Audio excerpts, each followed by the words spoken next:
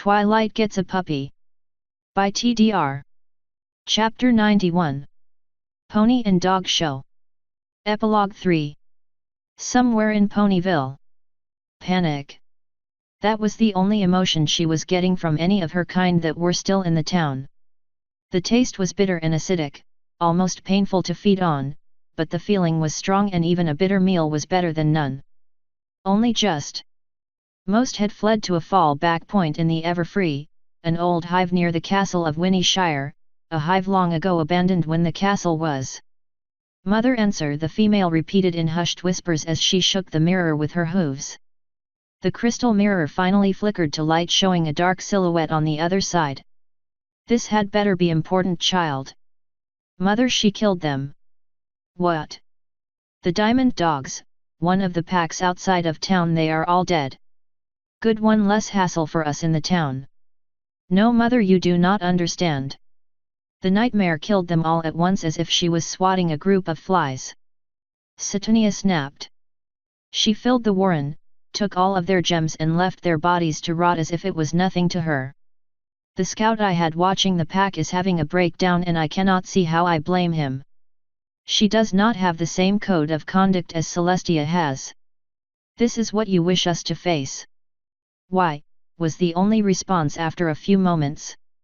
Why? Why did she kill them? What was her reasoning? I do not see that Celestia would let her loose like that unless there was a reason. Satunia blinked and tried to calm down a bit more. The Sparkles, the dogs, they took him, stole him away to their warren, and she went after them. All three of the prime targets went after him, but the nightmare stayed and destroyed them. The pink one is there. Yes, but you are not listening. How can we fight that? Satunia silence. The panicked female stopped swallowing hard. Her mother's tone had not been angry, but it was a tone that demanded obedience. My plan has not changed. We will do as planned and take them out one at a time. Separate them. At full power I am a match for them one-on-one. Stay calm. Continue your observations and do not antagonize that family. Their connections clearly make them far more dangerous than I thought, and provoking them early could ruin everything. We wait for our chance and then we take it, the figure in the mirror said simply. Do not fret, it is unbecoming of a future hive mother. Yes. I am sorry, mother. It is fine, child. This is the sort of information I have tasked you to gather. Information on the new goddess is always good, though it pains me to see she does not have the same hang-ups as her sister. The plan may need adjusting, but it shall not be stopped. Continue your observation, though use more caution now. The ponies will likely be on high alert for some time.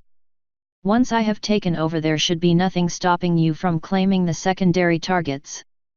Though perhaps it would be good to make sure they do not show up in Canterlot when the time is right. Yes, mother. The mirror went out and Satunia sighed. Her chance to become queen of her own hive was looking slimmer and slimmer as time progressed. But if her mother succeeded, then her chance would increase greatly. If a pack wanted him, there was likely more to the one she had chosen to give her first clutch than she had thought. She gripped her long pink mane in her hooves, twisting it lightly, a bad habit, but one she fell into when stressed. For now she needed to work harder on ensuring no one would find out about the plan before it was too late. Asterisk. A black stone monument stood in the middle of a rocky field. Various scrub bushes dotted the area, but anything of any real height or durability was cleared away by the former inhabitants, leaving a rocky wasteland. Blood.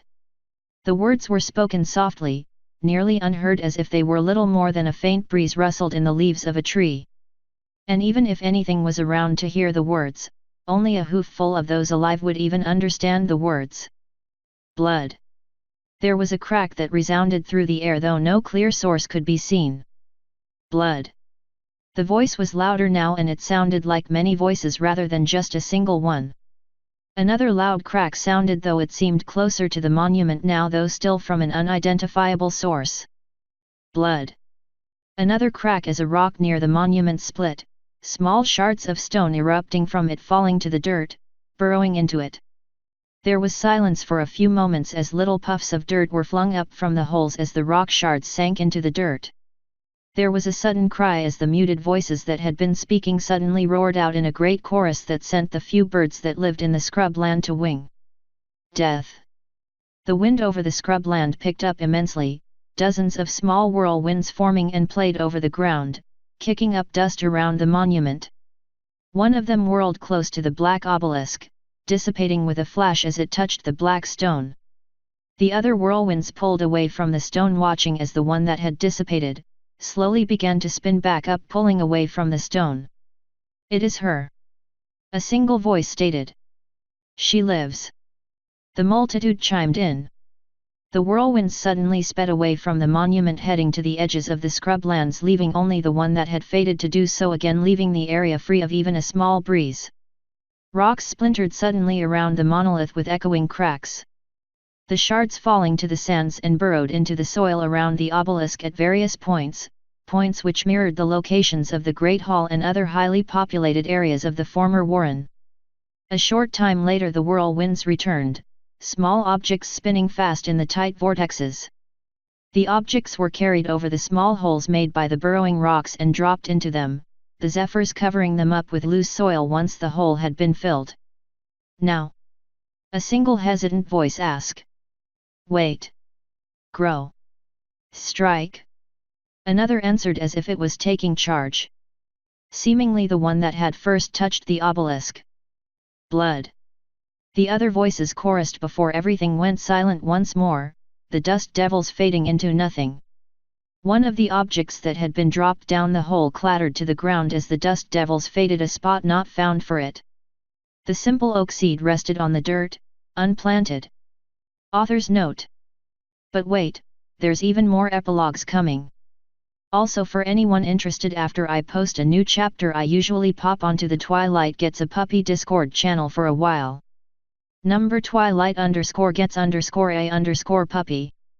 With myself TDR as host.